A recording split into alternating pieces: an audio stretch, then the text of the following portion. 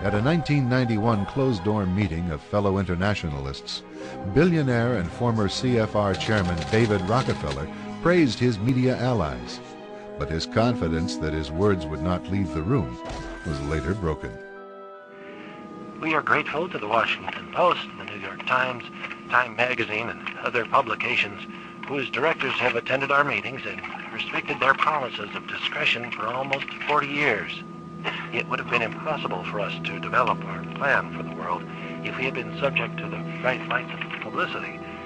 But the world is now more sophisticated and prepared to march toward a world government. Redirecting the bright lights of publicity is not the media's only contribution toward such a plan. We have before us the opportunity to forge for ourselves and for future generations a new world order, a world where the rule of law, not the law of the jungle, governs the conduct of nations. When we are successful, and we will be, we have a real chance at this new world order, an order in which a credible United Nations can use its peacekeeping role to fulfill the promise and vision of the UN's founders.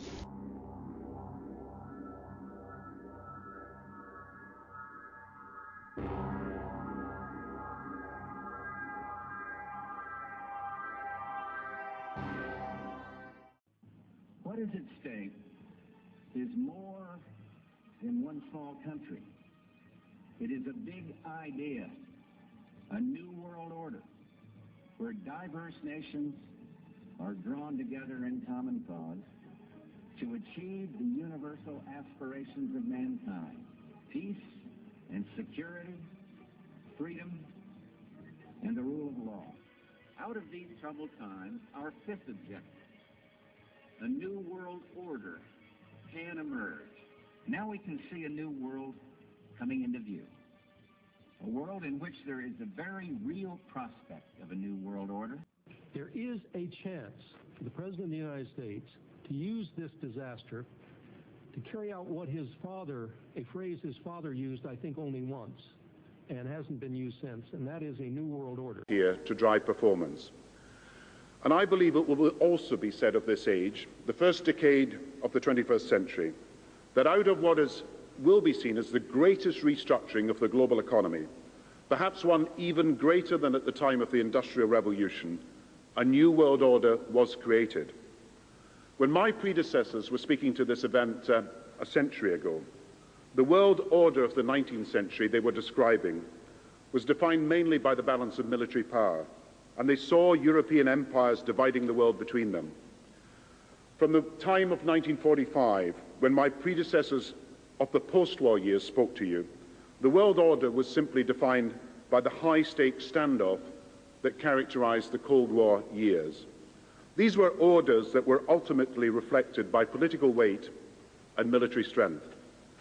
But today, with Asia already outproducing Europe, India and China are clearly becoming part of our new order, and they're doing so principally because of their economic strength and potential. And while military and political power retain their status and always will, all these new challenges are bringing together about the biggest restructuring we have ever seen, not just of the global economy, but of the global order as a whole. And 200 years ago, a famous British Foreign Secretary said that the new world had been called into existence to redress the balance of the old. In 1990, another old world ended, dominated by the Cold War, and people talked then, in 1990, of a new world order. What they actually meant then was a new political order. And what was not foreseen then, but is obvious now from everything that we see and do, what we experience in every day of our life, is the sheer scale and speed and scope of globalization. And it's only now that we can begin to understand that the world order that globalization brings and what it's going to look like, it's driven forward now not just by the balance of military strength, the Cold War times, or ordinary political power. It's being driven forward by a seismic shift in economic power that we see around us. But what does the New World Order mean for countries like ours who are looking to succeed? I suggest that the countries that are going to succeed are those that combine flexibility, free trade, open markets, with proper stewardship of the environment and investment in education, infrastructure and innovation. And the question for us is how we meet and master all these challenges to ensure that Britain enhances its competitiveness in the process and realises what I believe is our destiny of success in this new world order. So, in conclusion, ladies and gentlemen, a new world is emerging.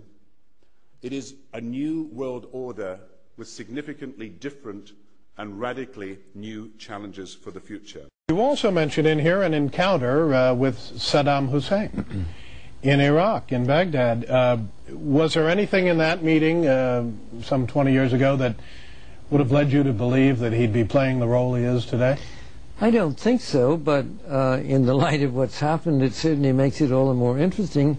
I did it actually at the request of Henry Kissinger, who was then Secretary of State. I was going anyway to that part of the world, and Chase had business with the leading commercial bank in Iraq, and so I was going for that. And he asked me if I would also go to see him to say that he would like to establish closer touch with the regime. He felt that it was important that our two countries communicated more effectively. I did see him, and he was pretty cold, and he said the only way we could hope to establish closer relations would be if we would discontinue our support for Israel. Well, it was not likely that that was going to happen. Right. So it was not a terribly productive meeting, although in the hindsight it was certainly an interesting one. A special televised meeting of the New York-based Council on Foreign Relations provides a window to the real story. The speaker, Vice President Dick Cheney, takes a question from David Rockefeller. Vice President, I just enjoyed so much your whole speech, but I was particularly pleased that you gave such a strong endorsement for the free trade agreement for all the Americas, subject that has been of great concern to me for many years, and particularly recently, and I think it's absolutely essential for the strength of our economy. Rockefeller's role in the drive for an FTAA was a lot more central than he portrays. Rockefeller cultivated Latin American leaders who could be counted on to support such a proposal. Both the 1994 Miami Summit and the FTAA proposal were conceived and nurtured by a Rockefeller-created network.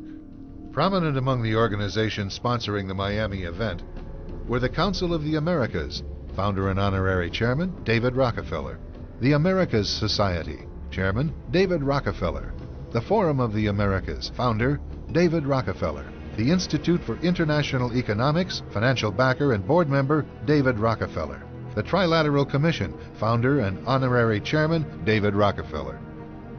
Rockefeller's influence also extends to the current administration. He was chairman emeritus of the CFR when Vice President Dick Cheney once served as a director, a relationship that Cheney concealed during his congressional career. It's good to be back at the Council on Foreign Relations. As Pete mentioned, I've been a member for a long time and was actually a director for some period of time.